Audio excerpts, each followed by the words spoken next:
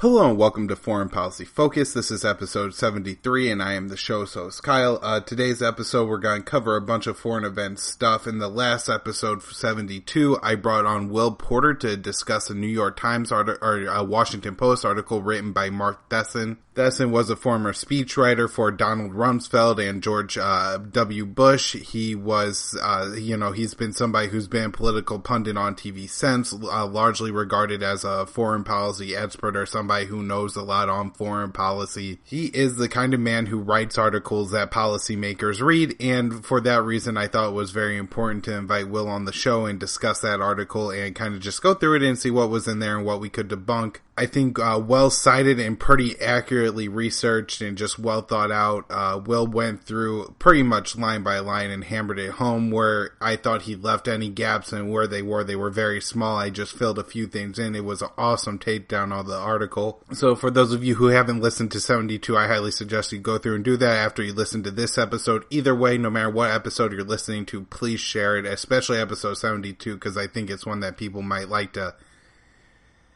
click on and read inside and see what it's all about. I was really proud of that episode, and it's definitely my favorite so far. So if you're going to share one, share that one. To everybody who's sharing, thank you so much. Now again to today's news. The first news that I haven't talked about kind of related to foreign policy, and that is General John Kelly replacing Reince Priebus as Trump's chief of staff. Reince Priebus was I don't know if he continued to hold the position of the chairman of the GOP through his time as chief of staff to Trump or not. However, Reince Priebus was through the election and before that the chairman of the GOP. While he wasn't a never Trumper, he was the one that tried to require Trump to sign that promissory list that he wouldn't run third party if he lost and all this other stuff. And so I thought it just on the start of it that was kind of an odd appointment and was really one of the first red flags for me that Trump's presidency is not going to look like his candidacy. And that's, not to say that I liked all the policies of candidate Trump, but getting along better with Russia and being less hawkish than Hillary Clinton on foreign policy was certainly attractive to somebody who, believes in non-interventionism and that whenever you go around the world starting wars, you kill innocent people and waste money at home, and it's generally just a bad thing all around. But when I saw that Trump, appointed Reince Priebus, is, how much more establishment can you get than the chairman of the GOP, for God's sakes? And so I thought that was an odd and disappointing appointment. That being said, General Kelly may not be a move in the right direction. Very hawkish. I believe even a week ago he said that he thought that Russia meddled in the U.S. election. Which, whatever does that mean at this point? You know what I mean? Like, make a statement with some integrity. Really put your name behind it. Say that Trump, or that Russia hacked the DNC or John Podesta's emails and fed them to WikiLeaks in order to manipulate the results of the U.S. election. At least when you make that point, we have something to debate on, right? Because then I could say, oh, well, wasn't everything in those emails true anyway? So if even Russia did do it, wouldn't it not really be Russia meddling in U.S. election, just Hillary Clinton getting caught up in a stinky trap? I mean, if there's one person in all this that we could look at and say, wow, you really mess with the integrity of the election, it should really be Donna Brazile, who fed Hillary Clinton debate questions during the DNC primary debates, putting Bernie Sanders at a huge disadvantage to Hillary Clinton. And, while Russia may have released info on Hillary and not Trump, all the info was true. And the fact that Donna Brazile and Hillary Clinton raided the U.S. election really shouldn't be a critique of Trump or Russia. But, just getting back to the story, like I said, John Kelly, seems to be a Russia hawk, definitely an Iran hawk. It seems to like all these words. Previously, the DHS secretary. I don't know if this is a better or worse move than Reince, just because Reince is so establishment and so washed in the Washington money, it's disgusting, but I guess better somebody slightly politically ambiguous than somebody who's dead set on being a hawk. A couple other stories related to Trump. Veteran intelligence professionals for sanity, a group, with members like Ray McGovern and William Binney, released Donald Trump a memo going over kind of this claim that Russia hacked or meddled in the U.S. election. Most of the time when people say that Russia hacked or meddled in the U.S. election, they're referring to the DNC leaks. they paint this picture that somehow Russia hacked into the DNC servers, got all these emails, and then somehow got them to the DNC, to WikiLeaks, and then WikiLeaks released them. However, recent analysis on the server itself suggests that this wasn't a leak, that when the copy of emails were processed so fast and made like duplicates of so fast that it couldn't have been a hack. It had to be somebody physically at that location on site, I guess, using some kind of, memory storage device like a thumb drive in order to take and make copies of these DNC emails off the server. So this seems to me to be pretty conclusive proof that Russia did not, hack and get these emails and release them to WikiLeaks. I mean, certainly you could adjust the narrative and say, oh, the Russians sent, a Kremlin agent and that's KGB or like Vladimir Putin over to get the emails that way. And I guess if that's the argument you're going to make, at least the evidence then supports it. But the evidence definitely does not support the argument that somebody hacked into the DNC emails. Also, just going back to it again, it doesn't mean they're not true. And even if they were hacked by Russia, who really cares? They told us true information about somebody who's a very, very not great person. Trump has also said that he is mad at Rex Tillerson for approving the Iran P5+1 agreement, and that he expects the U.S. to withdraw from it in September. If the U.S. does withdraw from this does not guarantee that our European allies or the Eurozone in general will withdraw from the deal, thus making it a little bit ineffective, because largely Washington has so many other sanctions and everything else on Russia anyways. I don't know how open the Russian market really is to the United States. However, countries like Germany are really taking advantage of it and buying up Iranian goods now. Trump has also rejected McMaster's proposed plan for Afghanistan. I don't know what was in the plan, how many troops increased, if there was a troop increase or not, other than that Trump really berated McMaster on the issue. This, of course, happens the day before McMaster fires Harvey from the National Security Council. That's General Derek Harvey. I wanted to talk about a podcast that I watched. It was a Tucker Carlson and Glenn Greenwald podcast, kind of on the media and just how the Russian narrative has been set in the media. These are two people really on opposing sides of the aisle. I guess you could kind of see Tucker Carlson as kind of this new wave, kind of Trump conservative, a little bit less hawkish on foreign policy. Very concerned about the well-being of kind of average Americans and kind of trying to represent what he feels is maybe the neglected class in middle-class America, especially white America. And then Glenn Greenwald, who is a very principled progressive, kind of a less kooky Jill Stein type, a very good guy.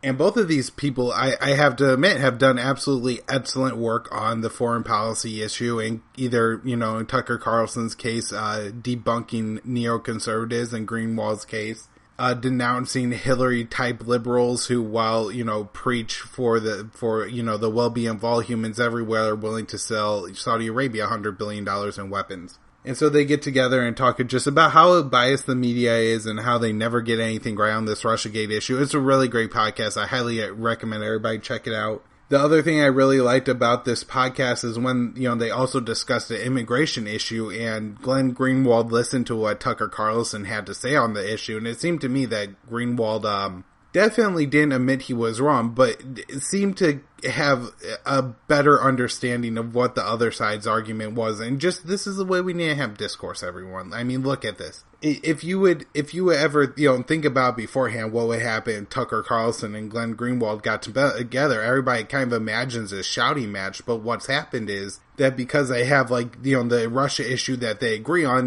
they get off on the right foot, and then they're able to ask and talk about other issues and have positive interactions about it and all this kind of stuff. So, it was good to see. Like I said, I think it's the Intercepted podcast, usually hosted by Jeremy Scahill, who, while isn't the worst ever, is sometimes very wrong on things. So I don't always tune in, but when Glenn Greenwald guest hosts, I definitely like to check it out. Got some news on the Sanctions Bill I would like to go through. So, the Sanctions Bill has now passed the House and the Senate. 3 no votes in the House, Duncan of Tennessee, Amash and Massey, and then 2 in the Senate, Paul and Sanders. I don't know if all others members voted for it, but all other members, either voted for it or did not vote. Donald Trump has said that he will sign the bill. They had already threatened to override it if he tried to veto it anyways. I would have liked to see Trump try to veto it. I mean, be principled on the issue and everything. Don't, kind of back down from it. And maybe, make it a bigger issue and rally some votes to your side. And even if, if Congress does override your veto, at least you didn't put your name on it. But obviously Trump isn't that principled, and it's all a political game to him, it seems like. So it looks like the sanction bill will pass. So one of the interesting things is everybody talks about the sanctions bill and is constantly talking about sanctions on Russia, Iran, and North Korea and all these other countries. But what's rarely discussed is what the actual sanctions are and then the implications of the sanctions. Generally speaking, I think there's a kind of a feeling that sanctions do this thing where they hurt the leadership of the country. And so if we put sanctions on Iran, it's really going to stick it to President Rouhani and the Ayatollah, but, it's not going to hurt the farmers out in the middle of kind of the mountain range or whatever in Iran.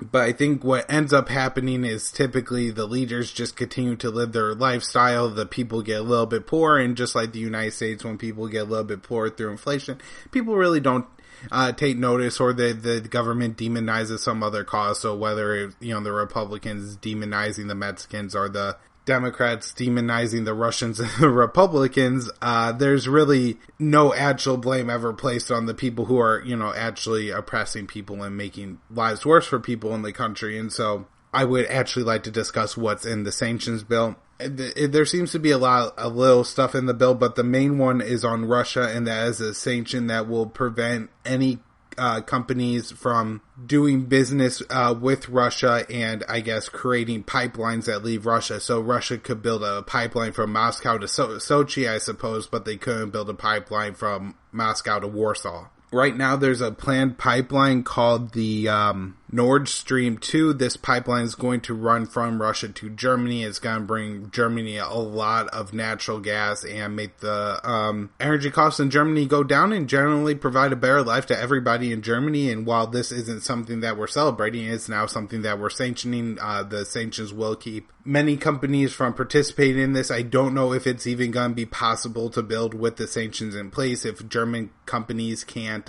build the pipeline, then it is going to be a problem for the pipeline construction, because I would assume that some of the pipeline will be constructed by like German companies in Germany. I guess we may want to ask ourselves, like, how is this even a force? Like, how could the U.S. tell the Germans that they can't build a pipeline in Germany? That seems kind of odd, but one of the things that the U.S. typically uses is the U.S. dollar being the world reserve currency and all oil being traded in U.S. dollars. We're able to really control pretty much everything that happens in the world through the kind of the U.S. petrodollar. When everybody, likes to discuss whether the government is stupid or evil and does kind of the foreign policy things it does, one of the big marks for the evil category is this kind of idea of the U.S. petrodollar, and it is a very valuable asset for the United States. We use it to hang over other countries' heads. We use it to help enforce our sanctions and other things through the Treasury Department, right? The Treasury Department could just cut people off in Iran. They could say, you can no longer conduct business with anybody who conducts business in dollars, and there you go. That's it for you. And it makes it very difficult for people to live their lives anywhere outside of their own country, so...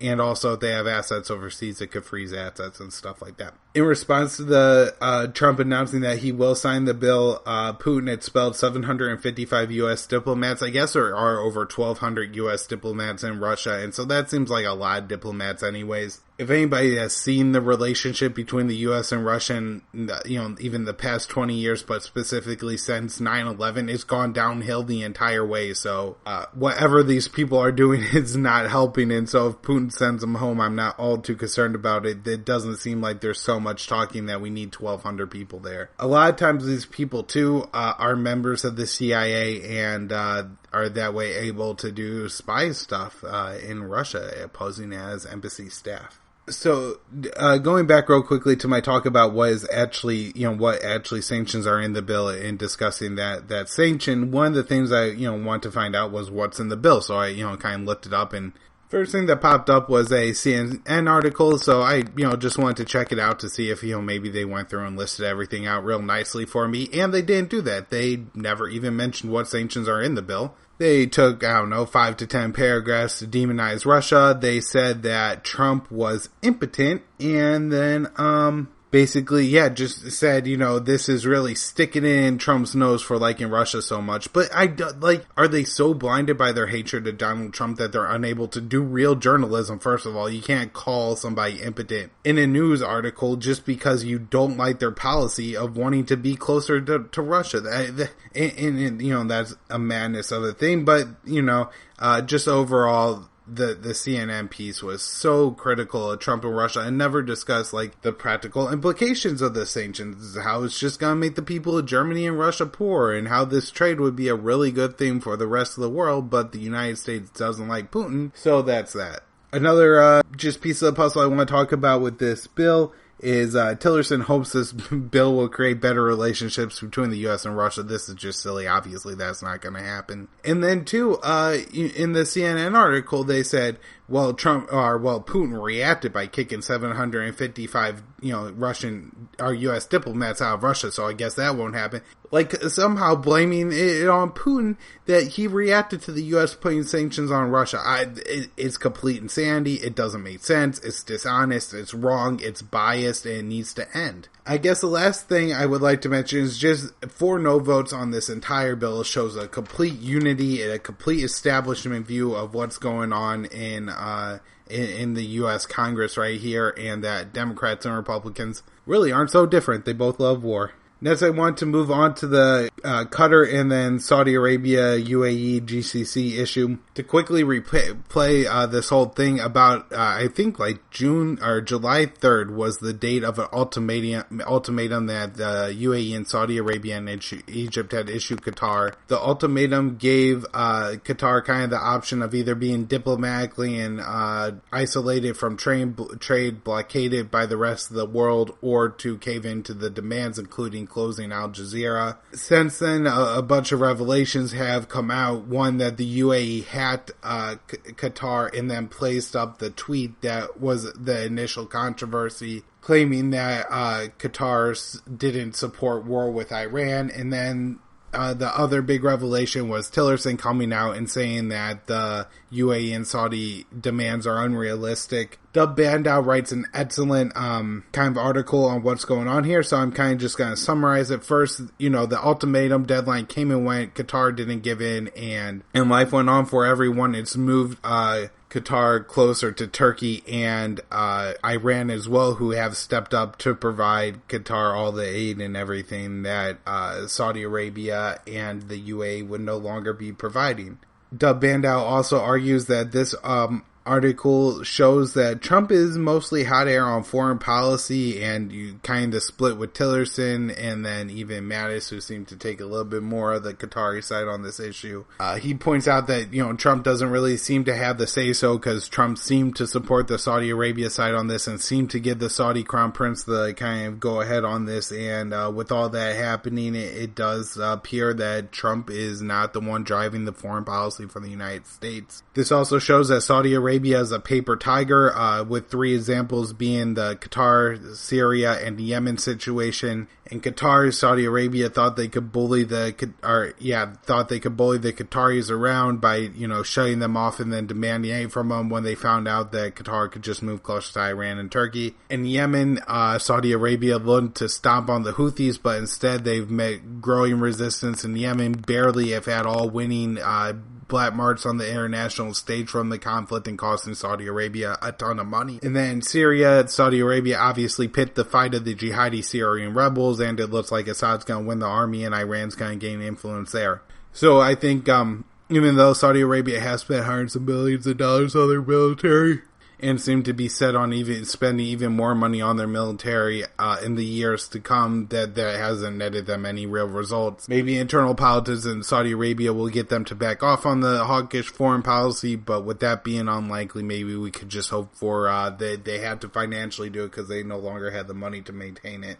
This is also kind of just given Saudi Arabia and the UAE black marks on the world stage. Both of those countries knowingly fund terrorist groups and then kind of trying to shut off Qatar for doing it seems ridiculous. I think everybody who knows anything about the situation, like I said, knows Saudi Arabia funds terrorism. That seems to just be one of the things that most people know. Of course, 17 or 19 of the 9/11 hijackers were Saudis, and so I think even average Americans could kind of understand why we might think that Saudi Arabia is involved in terrorism and jihad, and for them to be, telling Qatar to knock it off really doesn't make sense. And the last thing is just the few results for the Saudi Crown Prince, or the new Saudi Crown Prince bin Salman, who was, I think, hoping for some quick victories in all of these cases, and none of them ever came. News stories out of Pakistan now. We have 2 Pakistani diplomats being recovered in Afghanistan after they were kidnapped in Pakistan, I think, by the Afghani Taliban. We have the Pakistani Prime Minister resigning over corruption charges. It doesn't seem like there was a whole lot of corruption here. I mean, I wish in the United States we would impeach leaders for this little of corruption. It would be great. The ruling party in Pakistan is looking to pick another leader, and as news comes out on the situation, I'll bring it to you. It didn't seem like there was too much chaos in Pakistan over this. We also had the former dictator of Pakistan. He was leader in 2002 and said at that time he thought about nuking India. Just a very scary reminder to all of us how close we are actually to, at any given time, having nuclear war in the world, even if it's not between the US and China, Russia, or North Korea. I guess the nuclear weapons were never deployed onto missiles, and so that does suggest that there, would have been a couple days before the nuclear weapons could have actually gone off if the leader ordered them, but still, that he was seriously considering it is quite disturbing. News out of Afghanistan, we have the Taliban attacking Afghani police posts, killing 26 and kidnapping 7. We have an ISIS suicide attack in Kabul on the Iraqi embassy. They were able to send 2 suicide bombers at the gate, killing some guards, and then able to send 2 to 3 other fighters in. And actually, it sounds like they got into the compound. The only thing I read was 7 dead. I'm not sure on what sides or how they counted the deaths, but I think Kabul is, other than maybe the U.S. Bagram Air Base, seem to be the kind of safe part of Afghanistan. It's been a very dangerous spring and summer for that city so far. The Afghani police are launching a counteroffensive to try to take some strategic holdings from the Taliban in the Gore province. In North Korea, last week we had the CIA threatening regime change in North Korea, and North Korea responding with promises to keep the nuclear weapons program. We had the Director of National Intelligence, Dan Coates, saying that the Kim Jong-un learned from Libya that he cannot give up his nuclear weapons program. This is something I've talked about on the show before, so I'm not going to get into too much detail of it. Just high-ranking U.S. officials admitting and saying these kind of things are very important. I did hear that Dan Coates was being considered to replace McMaster, so that would be awesome. Well, I mean, Dan Coates has a lot of problems, but maybe being good on North Korea is better than McMaster, who's good on nothing. And the last thing about North Korea is that over the weekend we had a North Korean test of what is being called an ICBM. Of course, the last missile was called an ICBM as well until it was questioned and thought to be only a stage 2 missile. Even if it was an ICBM, we do know U.S. and South Korean officials, high-ranking officials, have admitted that North Korea lacks the cap needed for an ICBM to hit anything with any amount of accuracy. Honestly, I don't even know if they could fire that rocket and, hit the right continent or hemisphere or anything like that. It may just, go up and do something. So this isn't quite the threat that the mainstream media makes it out to be, but the U.S. has responded by flying B-1 bombers over South Korea, which of course is very close to North Korea. I guess for the North Koreans, they do live in the fear that at any time those bombers can turn north and drop nuclear weapons on North Korea, and that with Donald Trump in office, I think isn't all that unlikely of a possibility. In Syria, we have Russia saying they have 4 military police battalions in the deconfliction zones of Syria, and that ceasefire seems to be going along quite well. I read an article just detailing U.S. war crimes, bombing schools, hospitals, civilian spots, mosques, all kinds of stuff. It just, kind of how horrendous it's been in Syria for the civilians there. In Raqqa, fleeing civilians are being shot. I believe this happened in Topeka as well, where we had a lot of civilians. The U.S. told them to get out, and then when the civilians were trying to cross the river in boats, the U.S. bombed the boats. And now we have the YPG forces claiming to control about half of Raqqa. And if we can measure this off of Mosul, the estimates tend to go a little bit higher that they control more of the city than they claim to. But if we take them at their word, about half of the city. And they're pinning the ISIS fighters in, so I would expect heavier resistance as they would go on. A couple stories out of Africa I want to touch on. Al-Shabaab is apparently limiting the amount of aid that could get to areas they control, which is most of south of Somalia. 6.7 people mostly in that region are in, need of aid right now. In Libya, we have a ceasefire that I talked about last week, but General Haftar, one of the parties of the ceasefire, said that he's open to Saif Gaddafi having a role in the future of Libya. In Iraq, we have reports that the Iraqi army units in the final days of the battle for Mosul just killed anyone they saw, men, women, children. They killed them all. We have soldiers admitting this. U.S. trained Iraqi soldiers just slaughtering everyone in Mosul. Iraqi officials estimate that 4,000 ISIS fighters remain in Iraq, with 3,000 supporters of ISIS in Iraq, and then in Syria, 7,000 fighters and 5,000 supporters. News out of Yemen, 80% of children in Yemen are in need of humanitarian assistance. This is very desperate. I've gone on about the catastrophe in Yemen for some time now. We now have cholera cases up over 400,000.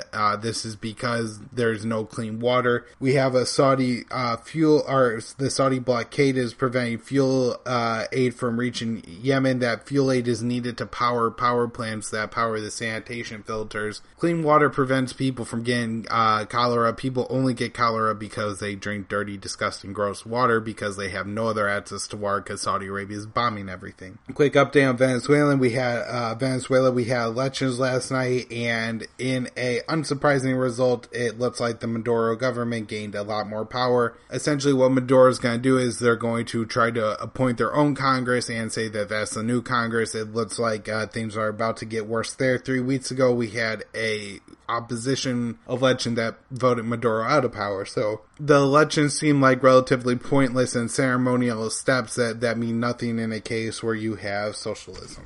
And that's going to wrap it up for the show today. I hope everybody liked the show and enjoyed the show. If you did, please go to iTunes and leave me a 5-star rating and review there. Go to the show page, foreignpolicyfocus.libsyn.com, and go ahead and share the show from there, Facebook, Twitter, wherever you have. My Facebook page is Kyle's Files. Like that page, that would be great. Also, while you're there, you can search Foreign Policy Focus and join my private Facebook group. I'm on Twitter at KYAALE. My personal website is kylesfilesblog.com, and I also blog at thelibertarianinstitute.org. Thanks, everyone.